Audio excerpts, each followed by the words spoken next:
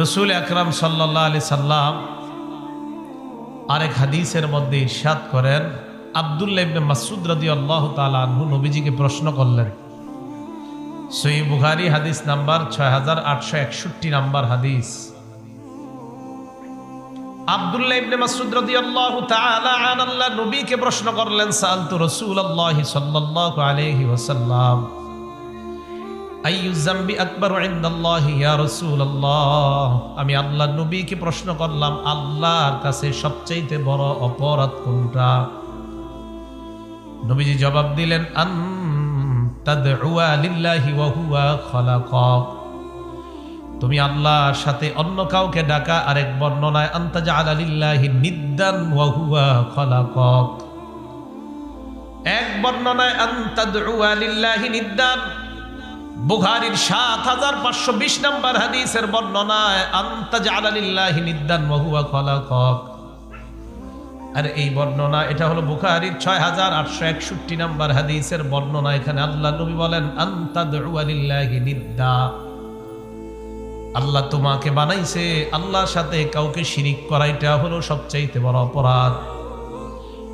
আমি প্রশ্ন করলাম এরপর কোনটা? আল্লাহ নবী জবাব দিলেন, আনতাকতুলা ওয়ালাদাকা মাখাফা আইয়াতআমা মাআক, মাখাফাতা আইয়াতআমা মাআক, তোমার সন্তান তোমার প্লেটে অংশগ্রহণ করবে, তোমার সন্তান তোমার সাথে খাবে, টাকার অভাবে সন্তান হত্যা করা, টাকার অভাবে সন্তান হত্যা করে দেওয়া, এটা হলো সবচাইতে বড় অপরাধ।